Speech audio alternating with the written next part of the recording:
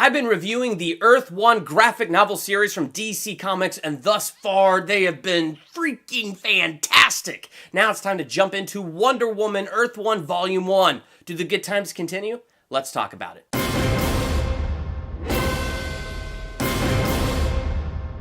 Welcome to Durbania, I'm Durbin, and this is my spoiler talk comic book review for Wonder Woman Earth 1 Volume 1. Like I said, I've been reviewing the other volumes in this Earth 1 series, the 3 Superman volumes, the 2 Batman volumes, and they have been fantastic. And even though they've been origin stories in the beginnings of these heroes, they've done unique twists on characters, unique twists on storylines, and new fresh takes on things. So it brings this whole element of new to a story that is familiar and to characters that we know without really messing with the hearts of these characters that we love, and they take risks and all that stuff. I cannot sing the praises of this Earth 1 series enough. And now we get into Wonder Woman Earth 1 Volume 1, and the question is it fantastic? Does the awesomeness continue? And the answer is no. It really did not for me. I was really disappointed, and I'm sad to be disappointed. This is the first volume in this Earth 1 series that has truly left me disappointed. And I didn't want to be disappointed. I have loved that Wonder Woman movie 2017 with Gal Gadot. Oh my gosh, it's so amazing. I love that movie. That and Logan are my favorite superhero movies of 2017. And Wonder Woman is definitely going to sit there as one of my favorite superhero movies, period. It was just so well done. Loved that animated 2009 Wonder Woman movie that I did a theological analysis on. I mean, both those movies are great origin stories on Wonder Woman, getting to know the character with a great story around her. And I just felt like this Earth 1 take on her origin was not that. And I guess I don't know enough about Wonder Woman to know how many risks they took or didn't take, but, you know, I've seen enough from these two movies and their origin stories to go, okay, I see where you're doing some new things, but even so, like, it wasn't enough to just... The story was weak. I mean, I think that was my main problem. So much of this story was weak. But even though, like, overall the story was weak to me, it still has its positives. And so diving into some of those positives, one of the big positives for me is just Paradise Island. They don't call it Themyscira, it's just simply called Paradise Island. And, you know, they describe it as the Bermuda Triangle, and it's surrounded by a perpetual system of storms that protects it, but it's always sunny on the island. So think Kong Skull Island. And when you look at the island, think Wakanda, because like Wakanda, it's got all this great technology, which I think is really cool because they got all these like hovercrafts, they have these seashell designs. I think they kind of remind me of hover motorcycles and stuff. Like, they're really cool. That was the first thing I thought when I turned the pages and I saw this technological advanced stuff on Paradise Island. I was like, yeah, that's pretty slick. And it makes sense out of things like the invisible jet because it's part of their technology. And so a lot of that stuff to me was just really cool. Something else that is cool is Hippolyta has this magic mirror, which to me was just an oval-shaped flat-screen TV. Because when we're watching Hippolyta, which is Diana's mom, watch this, she's watching it like a TV, and she's watching the news. Like, she's going through a compilation of the news and things that are going on in the world of man. So she's up on current events. So she's not, you know, she knows what's going on out there. She's not closed off to it. She knows what's happening in the world beyond the islands. And it disgusts her. She hates that world. And it continues to justify to Hippolyta why they are separate from man's world. And Diana, like any other version of this, wants to watch these cultures come together. But she knows nothing. She's, like, literally knows nothing about the outside world. But she just has that itching to do something with her life. I mean, she knows she was once clay, and she was brought to life by Zeus. So she knows this, and her mother, Hippolyta, does not let her play in these games they do once a year. It's like this pageant that is a reminder as to why they're separate from the world of man, and so each year there's a champion in the pageant. So we've had this reigning champion for centuries, Mala, and Diana, she can't compete in it because she would have an unfair advantage because she's the most powerful of all the Amazonians because of her heritage. So Hippolyta won't even let her compete in that. So Diana's just going through this whole thing of, well, what am I supposed to do? I have all this warrior training. I have all this desire to do something good. And she's even a healer on the island, which I think is really cool. They have this machine and it shoots this purple ray and the purple ray heals. So in the beginning, she's healing a deer with it. See, to me, I'm thinking it's technology. Push the button, purple ray, animal heal, but that's not the case. You know, apparently she has to, I don't know what she has to do, but she, I guess, has to adjust the code as the purple ray is shooting at the animal, and she just has a way of doing it so that it works perfectly every time, so she's like the best healer and stuff. So there's definitely some interesting takes on this with Diana. Another overall interesting take is this entire graphic novel is a flashback. This graphic novel opens with Diana arriving on the invisible jet, which is now hers, in chains because she's under arrest. This whole thing is her standing trial between her mother Hippolyta and the three fates, and as she's standing their trial, she has the lasso of truth wrapped around her, so she can only tell the truth as to why she left the island, why she hid Steve Trevor, and all that stuff. So as we're getting this, it's kind of interesting and oddly paced because of the fact she's on trial, which to me is on the one hand a positive because it's a unique way to tell the story, but I'll get into some of the negatives of that a little bit later. And so as we're getting into some of these flashbacks, you know, Wonder Woman in this pageant always plays the one who loses. So that way Mala's always the champion because Wonder Woman's not allowed to win. Well, this time she runs, she hides in the woods and all that stuff, so everybody goes to find her in the woods. And I think that this is all part of the game because they're like, why do we try to find her? We never find her. Every year, we never find her. And this time, while she's hiding, you know, Diana starts to walk the beach, and this is where she meets Steve Trevor, whose plane has just crashed, and he kind of just hobbles up on shore, injured, which is kind of interesting because it happens that fast. No dramatic fashion of seeing a plane crash or anything like that. She's on a beach, she looks over, oh my gosh, there's a dude with a parachute, and he's bleeding. So she hides him in this cave because he's a male, and she's fascinated by him because he's a male. And so she wants to heal him, so she goes to get the purple ray, but it doesn't work on males, so she goes, oh, I get what I have to do. I have to become the champion, that way I get dubbed the Wonder Woman, and then the invisible jet becomes mine, and I can fly him to the world of man where they have the medicine to help him. So that's like her whole reasoning for getting off the island. And so as she has the lasso of truth, she's just talking about how she was fascinated by Steve Trevor, how she liked Steve Trevor. It was also interesting, like, you know, she didn't speak English, he didn't speak whatever language they were speaking. And I think they did not do a good job with this part. With what we're supposed to get is, I guess it's part of her powers, it's part of how intelligent she is. Just by listening to him, she begins to understand English and understand his language and is then able to mimic it and speak it back. So on the one hand, that's a positive and very cool. On the other hand, it's kind of a negative because, I don't know, I felt like they missed a really cool opportunity to either do something really different or pull off what they did in the 2017 movie and just have her know like all the languages, which I really like that version. So I kind of wish they went that way, but that's neither here nor there. But it's kind of an interesting take. So she becomes the champion. She defeats Mala. Hippolyta, true to her honor, has to dub Diana the champion, even though, like, this is wrong. This goes against their tradition. It breaks the rules. But then she gets the scent of Steve Trevor off of Wonder Woman. Like, she smells her and goes, what? What is that? Yeah, it was kind of weird. And so Wonder Woman then has to run, get in the invisible jet, which is now attuned to her will, fly, pick up Steve Trevor, and fly to America. So somehow, by, I guess, Steve Trevor's leadership, she makes it to America and makes it to a hospital. All of that totally weird, glossed over, and really fast. But once she gets to America, the next thing that I found a strong positive was her reaction to the world of man. Because our first real exposure to the world of man is a hospital. Keep in mind, she's living on a supernatural paradise island of supernatural Amazonians. Everybody is extraordinarily strong and extraordinarily healthy and just full of life. And now she's in a hospital and she sees an elderly woman. She's never seen an elderly woman. It's shocking to her. She sees a short person. She's never seen a short person. It's shocking to her. I mean, she's seeing people of different body types, and it's shocking. And then she wants to help because she's a healer, so she wants to go with the doctor to help with Steve and learn the medicine that will, you know, work for Steve and heal Steve. But the doctor, who is a male, is like, this is my hospital, get out. So this blew her mind that this male had authority. She goes outside, the military's there because a seashell-designed invisible jet lands in the freaking courtyard of the hospital.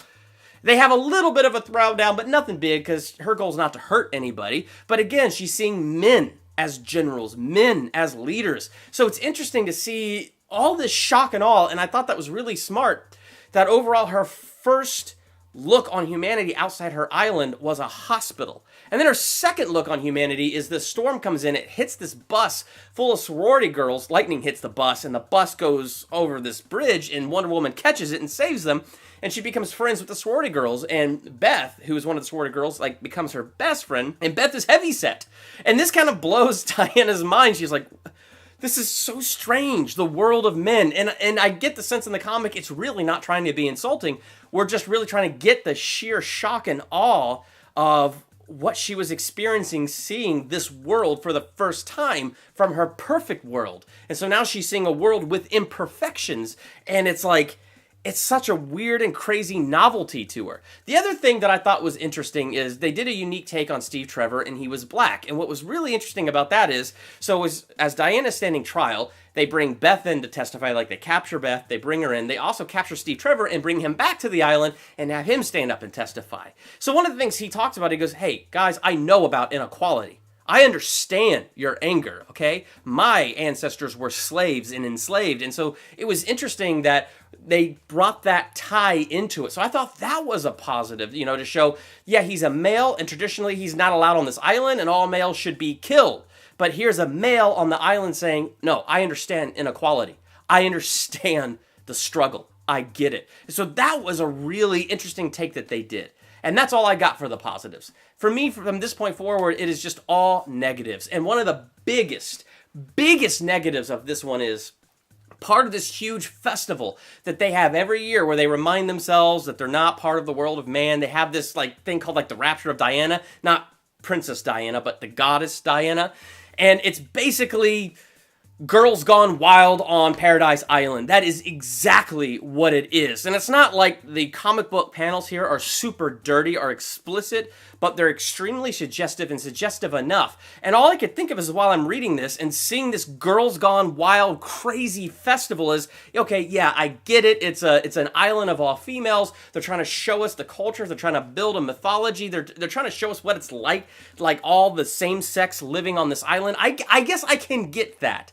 But just let's step backwards and remember that Wonder Woman came out, and what an empowering movie. So you have this epic Wonder Woman movie that comes out that doesn't do anything remotely like that and promotes a strong, awesome character for young women to look up to. I mean, just an amazing character. They did her a lot of honor. They did her a lot of justice, and it was far better than the Superman and Batman movies. I mean, it was just a excellent and superior movie. Then Justice League comes out and they put the Amazonians in bikinis for no reason whatsoever, and it's like we've taken 5 steps backwards. And if that was 5 steps backwards, this graphic novel is about 25 steps backwards with just this entire weird crazeball scene alone. It was just, the Wonder Woman 2017 movie proved that was totally unnecessary, that something like that wasn't even needed to add to that story and add to that mythology. So it just was totally unneeded, and honestly, it was just kind of weird. The other thing that was just a strong negative for me in this Wonder Woman volume was the lack of a villain.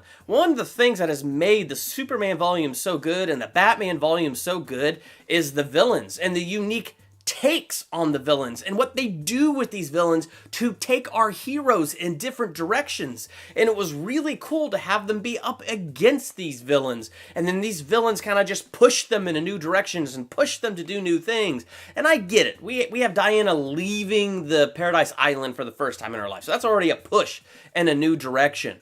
But she did nothing really that was super heroic in this, other than catching a bus of sorority girls where they all almost died. Actually, yeah, that was pretty darn heroic. But that was about it. And she had no villain that she fought, where she got to use her powers and use her strength. The closest we got is Hippolyta sends Medusa to come and I guess be like a warning or a herald to Diana that she needs to come back. Somehow Medusa finds Diana in the hotel she's staying at, where Steve Trevor's at, where the sorority girls are at, and then Medusa comes in the lobby, and people don't know it's Medusa, so they look at her and they turn to stone, and this is one scary looking Medusa, but they still look at her and they turn into stone. And then the other Amazon warriors are with Medusa, covering their eyes, looking down while they're walking and stuff like that. And Diana comes out, sees these people turn to stone. She tells, nobody look. And then she gets down on her knee and goes, I submit, and you may take me back to the island. And that's it. So no awesome fight or anything like that. And I guess just because it's a superhero thing, I guess that's why I expect it. Because for me, in a superhero story, a villain is just such an important part. So I guess I could guess they're taking a risk that they didn't give her a big villain that she had to fight. But the fact that we have this great big deal that Wonder Woman just feels like she needs to do something more, that she wants to bring the culture of the world of man together with the culture of the Amazonian island and things like that. And the fact that the fates agree, as she's declared innocent in this trial, and they, out of the strands of fate, weave her awesome Wonder Woman costume. That was one of the things that was pretty cool. And as they agree that this was part of her destiny, and so it's like, but they did nothing to like reveal that destiny. They did nothing where it's this major villain that she has to fight, which becomes this major test for her character, a major test of character, a major test of what does she stand for. So they didn't have any like great big moments like that. And to me, that just kind of contributed to this being kind of weak. The other thing that was kind of weak is, so you have characters like Beth,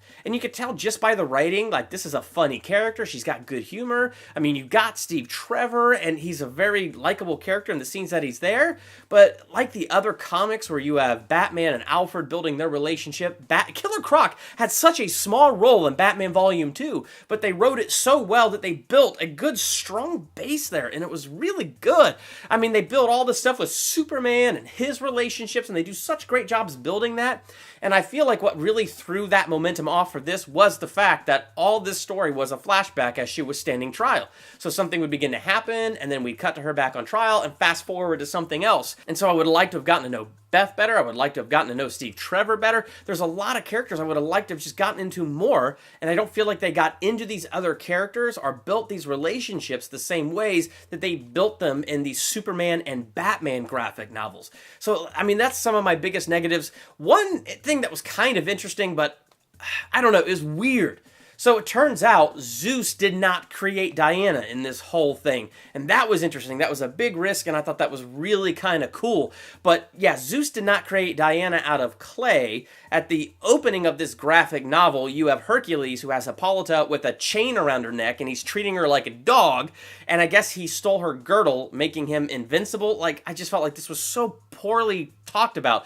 So while she's chained and next to him, she steals the girdle back, getting her strength back, and she kills Hercules. But apparently, she created Diana from the seed of Hercules. It's just, I don't know. Point is she's half Hippolyta and half Hercules. So, I mean, I thought, okay, yeah, unique origin that she is, you know, Hippolyta is her mother and Hercules is her father, which contributes to her great strength. On the other hand, like, this whole thing, it was just, I don't know, it was just so weird. So I guess in reality, I did not appreciate the risks that they took in this one.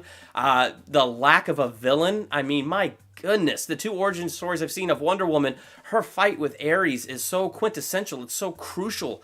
And especially in the 2017 movie, man, those moments of self-discovery as she's defeating Ares, like all that stuff was so crucial, and none of that existed in this. And so to me, it just made this feel off kilter, off balance. It made it feel weaker than the other Earth 1 graphic novel books. So I don't know. With all of that and just some of that weirdness as I just described, I think I'll probably give this one like a C-.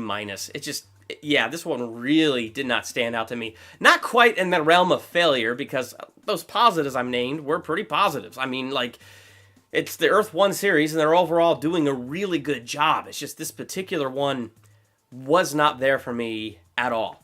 But if you read Wonder Woman Earth 1, Volume 1, and you disagree with me, that's fantastic. Let's talk about that. Let's talk about what your favorite graphic novel is. Are you a fan of this Earth 1 series? Let's talk about all of that in the comments. And while you're there, hit the subscribe button to become a Durbanian. Next to the subscribe button is that bell. Click that bell so you're notified the moment I drop new videos like these comic book reviews, movie reviews, theological analyses, ranking videos, trailer reactions, and so much more. I'm Durbin. Thanks for checking out Durbania.